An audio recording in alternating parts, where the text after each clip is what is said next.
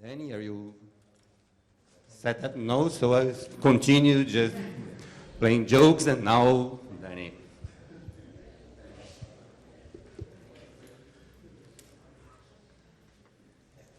Hello, hello.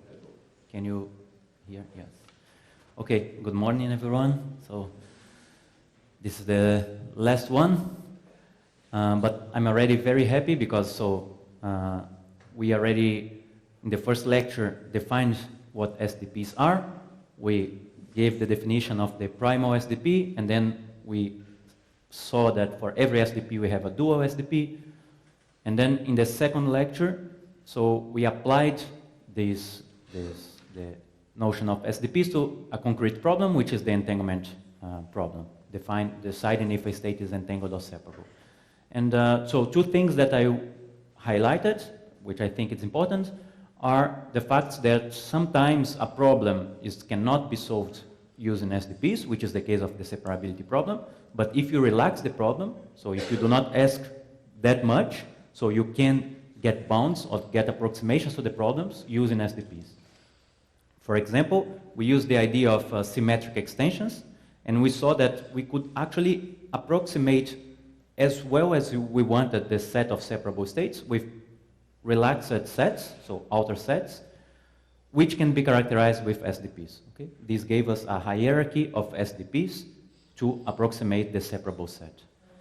And another thing that I wanted to highlight was the fact that sometimes you look at the problem and it doesn't look like an SDP, right? So for example, the function is nonlinear, but maybe redefining the variables or using some tricks or defining new variables, we can put the problem into an SDP form. Okay?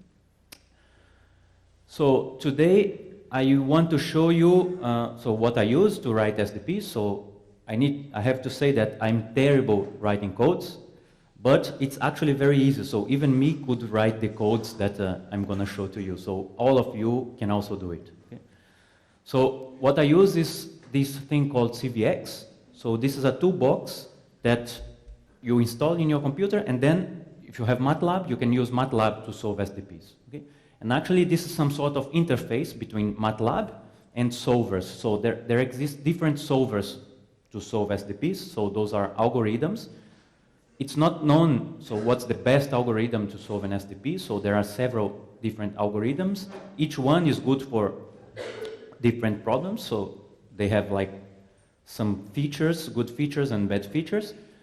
And what's good in CVX is because it allows you to choose the solver as well. I'm going to show you why. Okay? So this is cvxr.com. And you have these for MATLAB and for Python. So someone told me that for Python doesn't work as well, but I don't know. Okay? So I use it for MATLAB. And so if you enter in this website, so you have this user guide, which I find very simple and very nice to follow.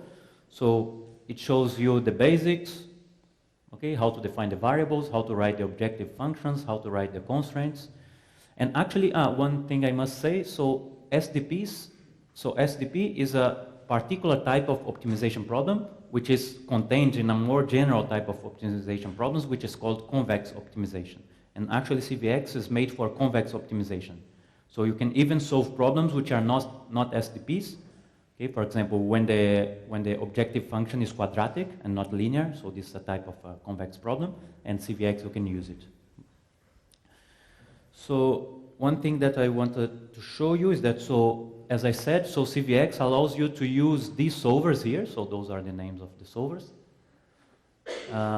And what is important to see here is that, so you see, each solver has different capabilities and different levels of performances. Okay, so for instance, blah, blah, blah, blah, blah. If you are having difficulty with one solver, please try another, they say. Okay? And this is because, so no one solver performs better than the others on every model. Okay, so which means for some SDPs, one solver will work better than others. By the way, if you invent a way of solving SDPs, an algorithm that is good, so you can even get money for this. Okay, so you just patent and you can sell these kind of things.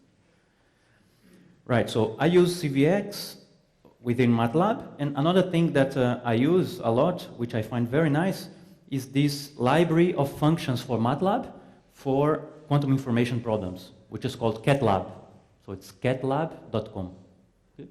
So this is very nice because it has many, many functions which are very useful. So you have basic operations, coherence and incoherence, so entanglement and separability, norms, non-locality and Bell inequalities, and you have crazy things here. So for example, for entanglement, if you want to test if an state is separable or entangled, so one function that is called is separable. So you say is separable this density matrix, and actually the code looks for all possible computable entanglement criteria, and if it finds that it's entangled, it says so it's entangled, and I found it using this criterion. There are quite nice things here.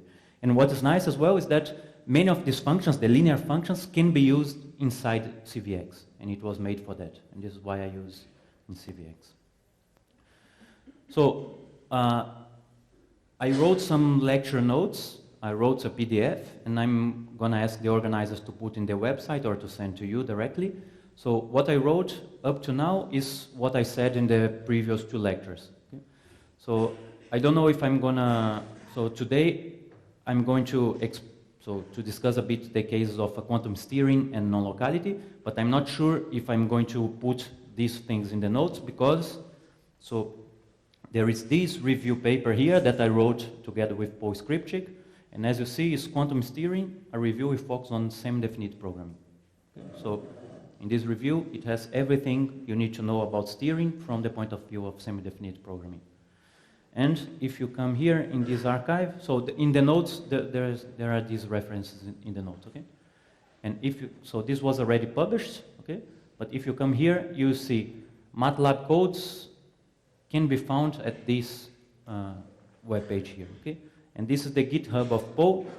So it was a lot of work to do this, because so we made available all the codes, okay? That we put so that we discuss in the review. So it was a lot of work, and I think this is a very valuable source of information because not only you can use it directly, but you can so learn how to write the SDPs and look at the examples and try to extend and just use it as examples. So this is why I'm not going to put steering in the notes because I think everything is here in this review. And non-locality, again, so there is this review paper called Bell non-locality. So it's a long review. It's also published in Reviews of Modern Physics. And one of the first chapters is about the characterization of non-locality, and we say that so you can detect non-locality using a linear program, and we discuss everything. Okay? So it's there. All right.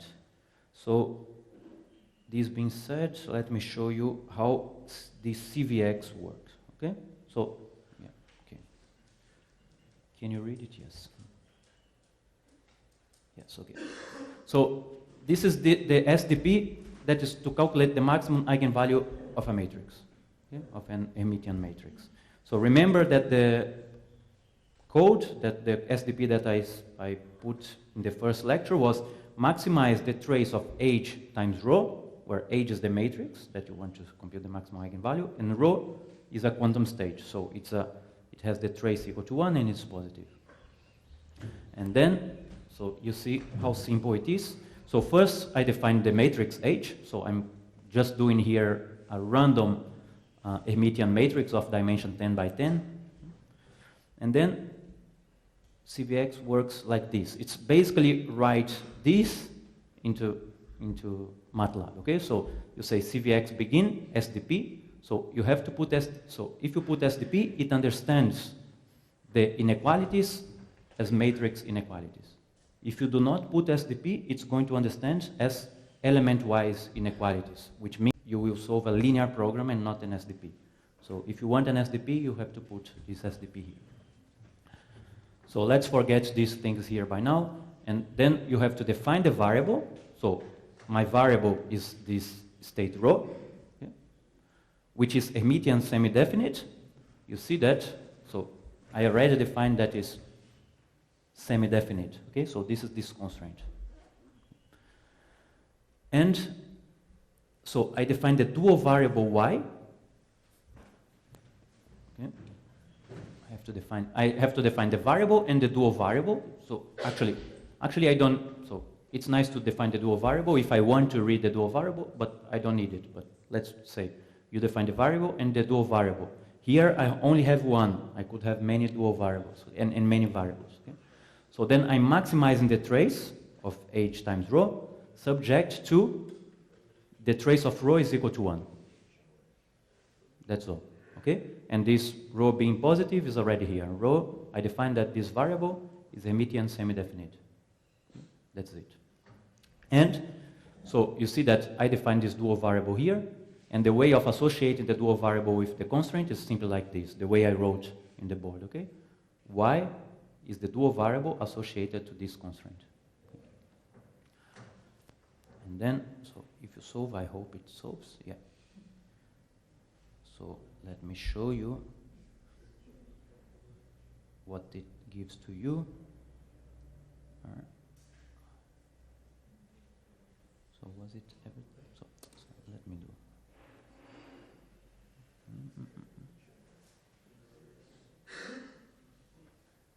Yeah, it was this. So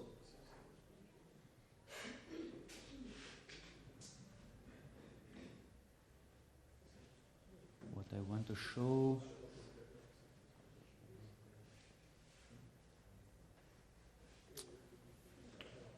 I'm having problems with the, yeah, here.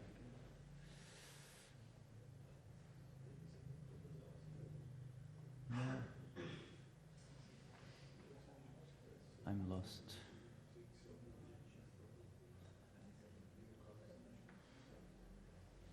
Ah, yes. Okay. Mm-hmm.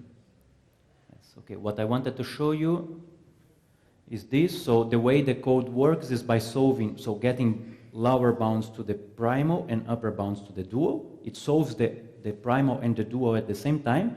So you have, with 5 iterations, so it found this value to the primal and this value to the dual. Okay, so they coincide. Okay? And this is the way they do. And so the problem was solved, and this is the optimal value, okay, to the problem. And then, so let me again. So okay. Let me just do it one more time, just because I want to show you that, okay, so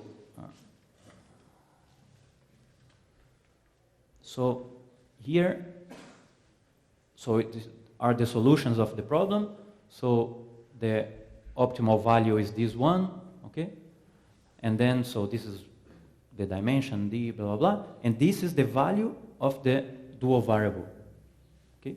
Which is equal to the value, okay, so what's the value of the dual variable? Remember that, so this is the primal SDP, and then the dual for this SDP is simply minimize y, given y times identity is bigger than h.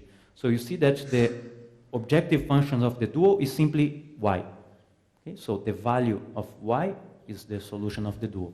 And so you see that it solves and gives the value of the dual.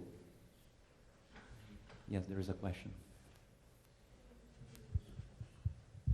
So you just run the routine again and the optimal value would change? Ah, yes, because I defined a new matrix. Oh, so sorry, I didn't saw it. Yeah, sorry. I didn't do for the same matrix. Pablo. So I still have quite a few, so you should finish with this.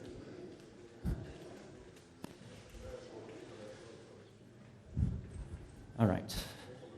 And then, so the other thing is, okay, let me do like this again.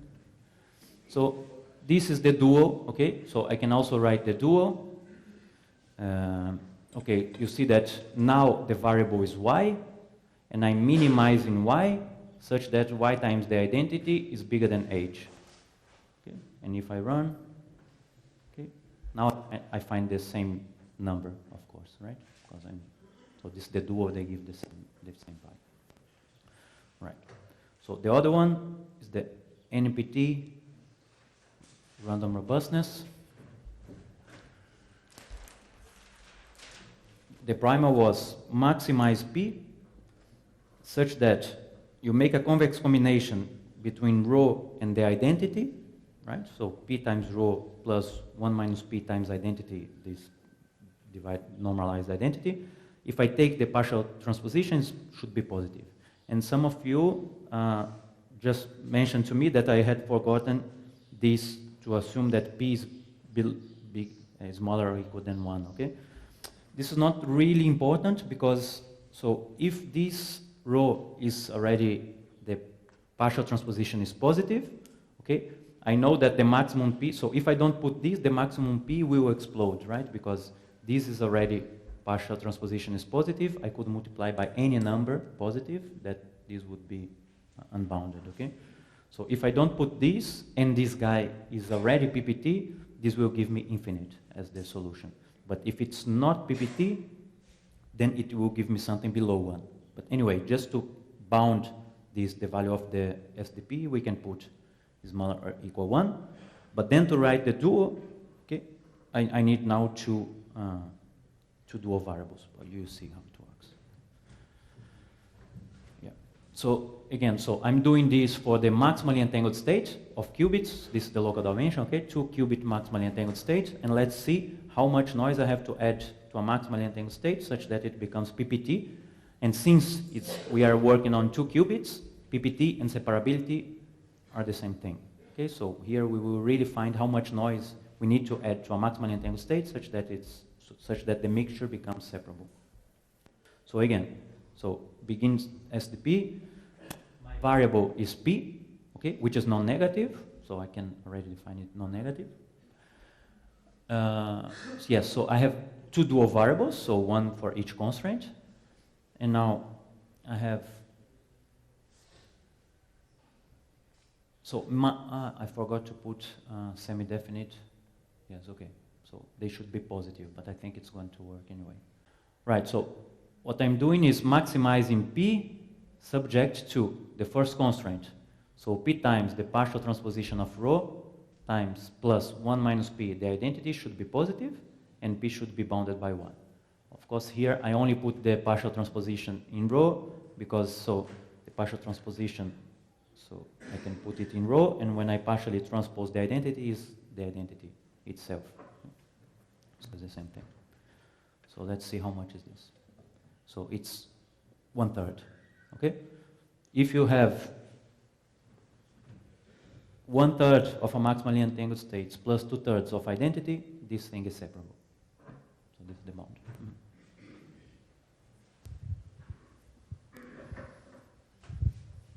Where is it specified the rho is the maximally entangled state? I put it in the beginning of the code here. Yes, okay. Nice. So this I'm working on qubits, dimension 2, and rho is the maximally entangled state of dimension 2. And this thing here actually comes from CADLab. Okay, so CADLab you have this function maximally entangled state. And then, so as I said, so when the code solves, it also gives you the dual variables. Okay, it also solves the primal. So if you see this Y, okay, so it is a given matrix. Okay, and remember that this matrix was actually the partial transposition of this matrix was an entanglement witness. This was the last thing we said yesterday.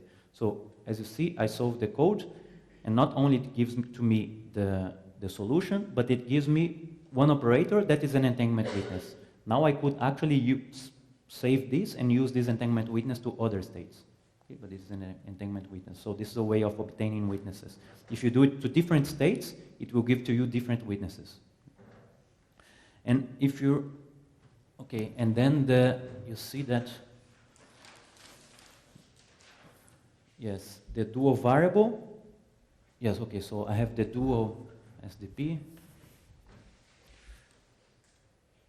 Do I have it here? Yes. which is, okay, which is this, okay?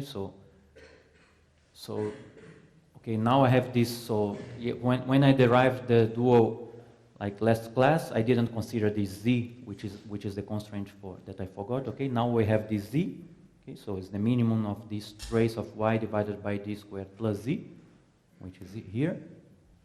But you see that it doesn't play any role because we know that this thing here, okay, the constraint says that the objective function is actually equal to this. I think there is a 1 missing here. Plus 1, okay?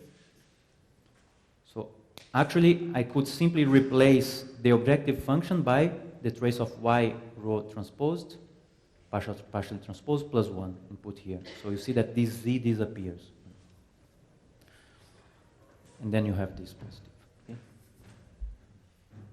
And if I do this here, of course I find 1/3, okay? The same thing. And the final one I would like to show you, which I find it's nice as well, is this random robustness when you do not know the state, but you have the knowledge of some expected values. Okay? So you know some expected values, you know k of them. You would like, given that you know this information, you would like to estimate the robustness of NPT entanglement. And this was the SDP. Okay, so this, remember, I had to define a new variable, which is this variable sigma, which was not normalized. But then, by doing this, I could write the problem as an SDP. So it became that sigma plus 1 minus the trace of sigma times the identity, partially transposed is positive. And then I have this constraint here that tells us that we know some observed values, okay, of some operators mi. And let me show you an example. So again, I'm doing for the maximally entangled states of qubits, 2 qubit maximally entangled states. I'm going to consider 3 observables. So I'm defining the observables here. And the 3 observables that I'm going to consider are x tensor x, x to Alice, x to Bob, y to Alice, y to Bob, and z to Alice and z to Bob, okay? And I'm using again, so these functions here, Pauli, which comes from CADLab. So Pauli 1 is x, is sigma x, Pauli 1 is y, and Pauli 3 is z. So. And then, yeah, so this is the SDP, right? So the variable is sigma. We maximize the trace of sigma, subject to, yeah, so then I have this constraint here. No, sorry. The first constraint I have here. And actually, those are k constraints. In my case, 3, okay? Then I have this 4. I know the expected value of 3 observables, okay? So I have 3 here. And then I have this trace of sigma is below 1, which is the equivalent of the p being below 1. So if we do this, then we find 1/3, okay? Which means that in order to certify the entanglement of, so the robustness of the maximally entangled state, I don't need to make tomography. I only need to measure these 3 observables, xx, yy, and zz. You see that I get exactly the same bound. Why this is the case? Because actually the optimal entanglement witness for the maximally entangled states is xx plus yy plus zz. With this I detect the entanglement optimally. I think Elena mentioned this yesterday. Yeah. All right, so this is what I wanted to show you. If you want, I can also make these codes here available. So I don't mind. Yeah, so what else should I say? Okay, nothing. So any questions about like the implementation? I just wanted to show you how it works, so it's not a mystery. All right, so then I'm gonna jump to what we decided to discuss, which was steering and non-locality next.